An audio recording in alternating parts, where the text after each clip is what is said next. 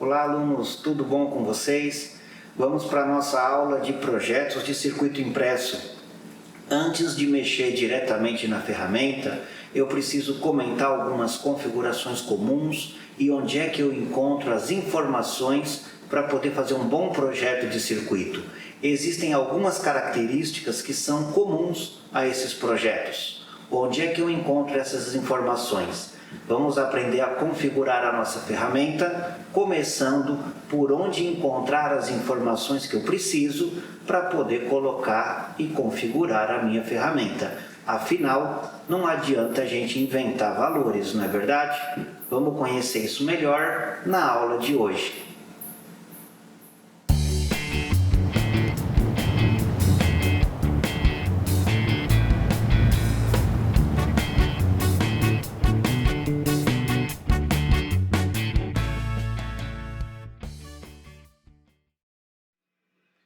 Olá, alunos, tudo bom?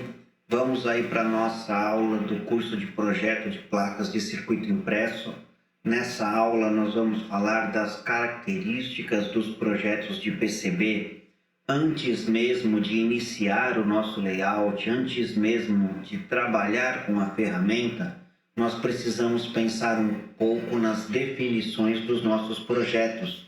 Existem tipos de placas diferentes, existem diferentes técnicas para a fabricação de placas e existem as montagens de robistas que nós fazemos em casa mesmo. Qual é o tipo de placa que você precisa? Se você precisa de uma placa profissional, você precisa mandar fabricar a sua placa, você vai ter uma necessidade de projeto diferente da necessidade de quem vai fazer uma placa de robista em casa. Eu preciso tomar cuidado com a forma da placa. Muitas vezes a placa ela vai ser feita para entrar em um case específico, ela vai ter que ter uma furação específica, ela vai ter que ter um determinado cuidado com a altura dos componentes. Observe aí nessa caixa que eu tenho diversas ranhuras aonde a placa vai encaixar.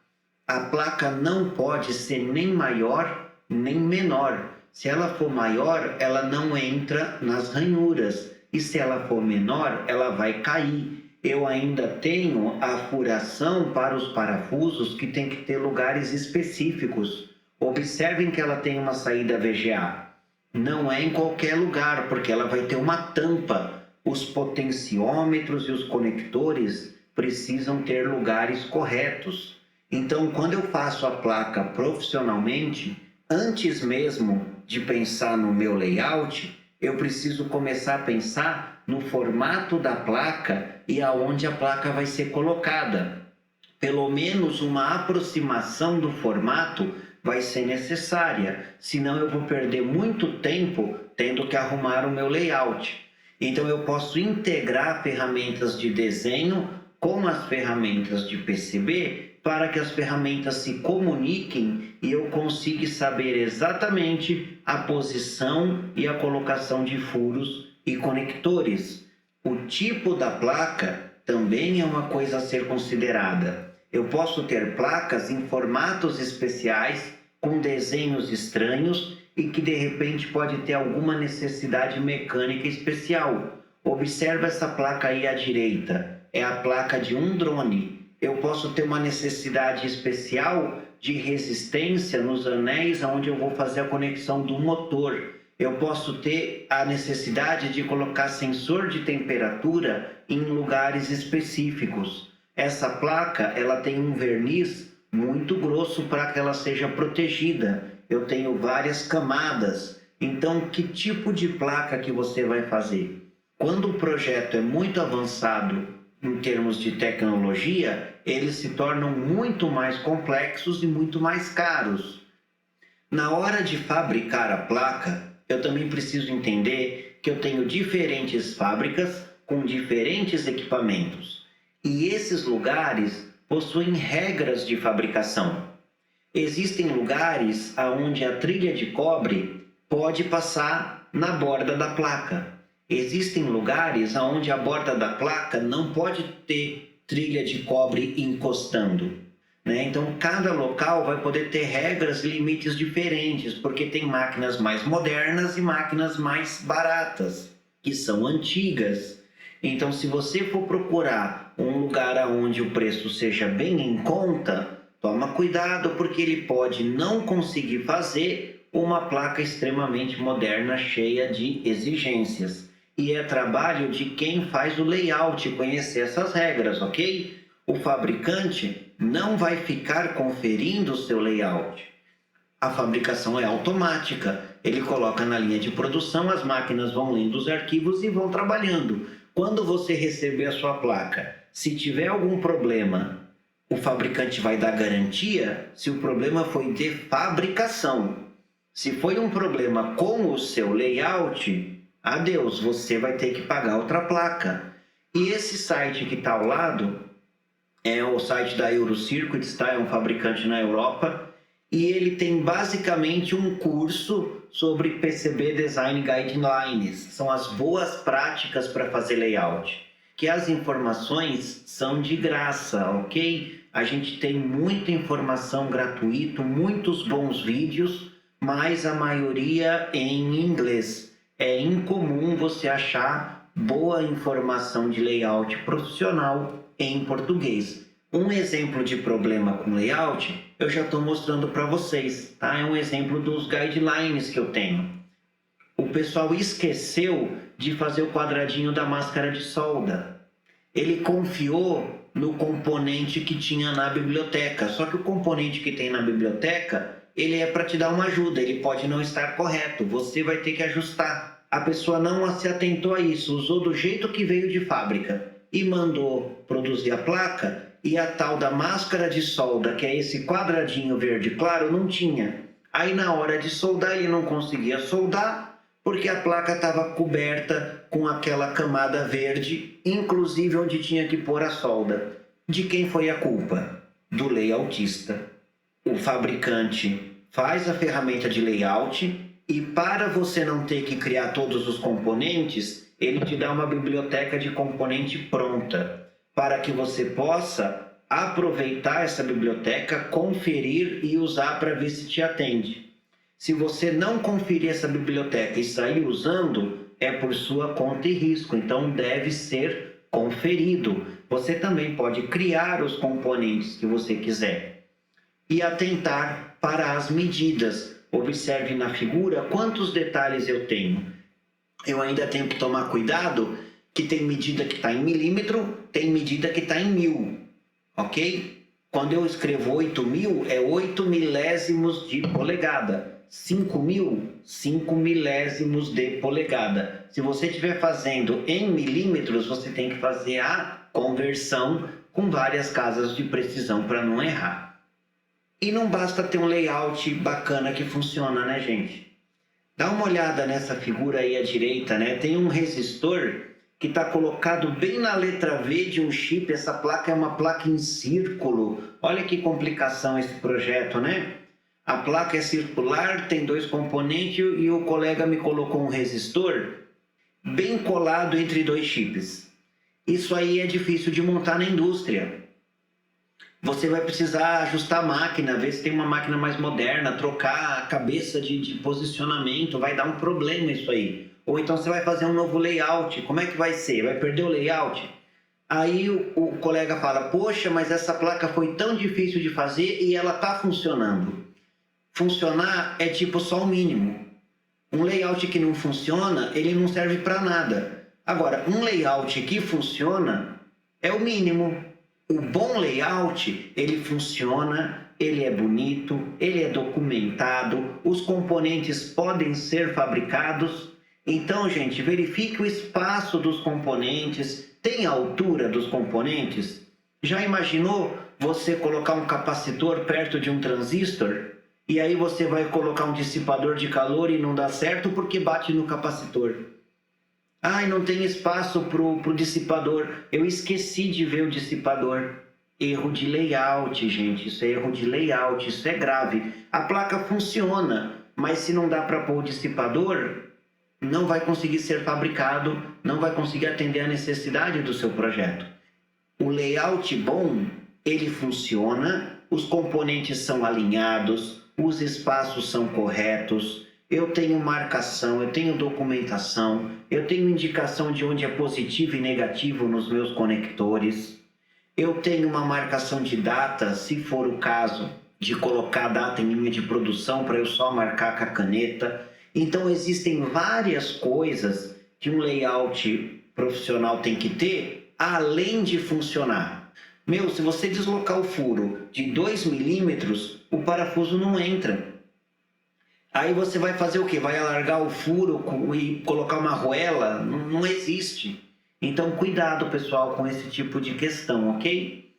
Então, observe, pessoal, que se você optar por um lugar mais simples, pode não ter todas essas regras escritas na internet. Aí você liga, conversa com a empresa. Quando eu fabricava placa, eu não usava o mais caro, né? Eu usava o que funcionava, que atendia o que eu precisava com o menor preço, né? Então eu ligava para a empresa e falava, olha, vocês conseguem fazer trilha no meio de um componente? Olha, você consegue fazer furo de 0,6? Ah, não, é 1 milímetro no mínimo? Ah, tá bom. E aí eu ajustava o meu projeto.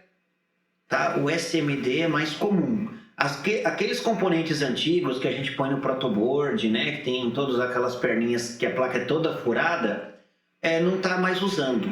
Então, se você quiser fazer um projeto barato, ele é SMD. Se você fizer um projeto para você colocar componentes daqueles maiores, daqueles mais antigos, esse projeto ele vai custar mais caro. Se você vai fazer só na sua casa, aí não faz diferença. Tá? Então a gente tenta sempre usar o SMD, que é o comum que tem hoje em dia e o preço é menor. Tá? Aqui na região tem a Micropress, dá uma olhada no site da Micropress, tem a Mão Técnica, que tem um preço um pouco menor, uma tecnologia honesta, faz bons produtos. No exterior eu tenho 1000 opções, tá? As que são mais comuns no exterior é a AUPCB, JLC PCB e a PCB Way. A Eurocircuits também é uma opção comum, mas como ela é na Europa, você vai pagar em euro, às vezes é um pouco mais caro. Então, muitas vezes a gente manda fazer placa na China mesmo. O Brasil é exceção, né? Por que o Brasil é exceção? Porque o frete é muito caro e quando a placa chega aqui no Brasil, você pode ter problemas com a Receita Federal, que vai encrencar se isso é para você ou se isso é para produção, se você pagou imposto, e eu já tive problema. Tomem cuidado aí aonde fazer a placa. Na minha opinião pessoal, tá valendo a pena pagar um pouco mais caro e fazer a placa no Brasil mesmo, né? Mas é uma opinião pessoal, cada um decide o que for melhor. Dentro do nosso curso, o que a gente vai fazer é montagem de robista, que é as montagens que a gente faz caseira mesmo. Nesse caso, tudo facilita. Eu não tenho que me preocupar com detalhes técnicos muito grandes, mas eu tomo cuidado para trabalhar com trilhas mais grossas, né? Lembra? Você vai fazer na mão ou você vai ter que fazer numa impressora laser? Então você nunca vai passar linha, por exemplo, no meio dos pinos do circuito integrado. Evite isso ao máximo, porque não dá para desenhar na mão desse jeito. Então, preferência para fazer placas de face simples, né? Placa de um lado só. Quando a gente manda fabricar, o padrão é dupla face, né? A diferença de preço da face simples e para dupla face não tem. Então, basicamente se faz dupla face sempre. Agora, em casa, a gente faz a face simples, porque é difícil fazer o alinhamento. E ainda eu tenho que conectar furo de um lado do outro. É difícil, né? Então, faz placa de face simples, que é mais tranquilo para fabricar. Quais são os cuidados que eu tenho que ter, pessoal? Fazer placa, você vai trabalhar com os produtos químicos fortes para corroer a placa. Então é um produto que vai corroer metal. Então não inventem de, sei lá, mexer o produto com uma colher, né, pegar a placa com uma faquinha. Essas coisas assim não dá certo. É tudo de plástico, ok? Tem que trabalhar com luvas, com óculos de proteção. Não é venenoso, mas você não quer ácido caindo no seu olho ou você sujar o dedo e depois coçar o seu ouvido, entendeu? Evita esse problema. Então é luvas e óculos de proteção, roupa velha porque ele mancha, né? Então, né, ele não vai também sair corroendo a pele, não é desse jeito, mas ele estraga a roupa, então toma cuidado. Quem quiser fazer a placa vai ter que investir um pouco de dinheiro para ter os materiais para fazer a placa, né? Tá? Na escola a gente não tem essa estrutura, né? A gente até tem, acho que um percloreto antigo, está meio gasto, mas aí não tem mais a luva. Então, na escola não dá muito certo fazer placa. Para fabricação caseira, geralmente eu compro um kitzinho desses baratinhos, ok? Então custa aí, sei lá, uns R$ 100 para quem quiser. E aí ele vem com o produto químico, vem com o produto para segurar a placa, vem com uma caneta para fazer retoque, vem com as coisas aí que a gente precisa para poder fazer a corrosão da nossa placa. Agora, o trabalho que tem que ter mais cuidado não é na hora de corroer, é na hora de transferir o circuito para o cobre. Existem papéis especiais para isso, mas novamente são papéis importados e aqui no Brasil muito raro encontrar. A gente vai usar papel laser glossy. Tem que ser glossy e tem que ser laser. Não dá certo em jato de tinta e não dá certo sulfite comum, porque esse glossy ele é bem brilhante, ele facilita o toner descolar na placa de cobre. Então eu vou imprimir o meu desenho, vou imprimir espelhado, né? Observe aí que eu tenho, né, uma placa, a pessoa que deu esse exemplo aí, o Ítalo, escreveu o nome dele lá na placa, e observe que está espelhado o meu desenho para a hora que eu transferir ficar do lado correto. Então eu faço a minha impressão com laser no papel laser glossy e prendo ele na placa com as fitas crepe que está do lado. Então eu vou virar ele e colocar na placa. E aí o que eu vou fazer? Vou passar o ferro de passar roupa até esquentar a placa e o toner descolar. Parece aquelas figurinhas de chiclete, não é verdade? A gente comia a figurinha de chiclete, colocava na pele e passava água, né? É a mesma coisa, só que com toner na placa de cobre. Que temperatura que é? Não sei, depende da impressora que você usou. Qual é o tempo que eu tenho que ficar? Não sei, vai depender do ferro que você vai usar. Então, é tentativa e erro para que você treine e aprenda a fazer com o ferro de passar roupa X que você vai usar, com a impressora Y que você vai imprimir. O jeito que eu faço placa na minha casa, com o meu ferro de passar roupa, é diferente do professor Evandro, que faz placa na casa dele com o ferro de passar roupa dele. E você, na sua casa, vai ser outra situação. Então, tem que testar. Então, a primeira vez o seu layout não sai direito, você imprime outra folha, tenta outra vez, até que vai ficar o layout na placa. Dá uma olhada aí na figura de baixo, depois do ferro de passar roupa, que depois que você passar o ferro, você vai colocar a placa e o papel numa vasilha com água. Vai deixar o papel umedecer bastante. E aí a ideia é que quando você tirar esse papel úmido, ele vai sair e vai deixar o toner grudado no cobre. Tá bom? Então à direita eu tenho o resultado aí da placa que o Ítalo fez. E eu observo que ele teve que fazer retoques, né, na placa. Vamos dar uma olhada? Acho que vocês conseguem observar o meu mouse aqui. Dá uma olhada na parte de cima. Tem esse preto aqui bem definido, né? O resto é meio esbranquiçado. Esse esbranquiçado é o resto do papel que não saiu. Então ele teve que corrigir aqui com a caneta porque teve falha. Ele teve que passar aqui, ó, uma canetinha de metal, né? Uma ponta de metal, porque aqui teve um curto-circuito, teve que arrumar isso aqui, né? Olha só, aqui também não ficou muito bom. Ele teve que corrigir. Dá uma olhada aqui, ó.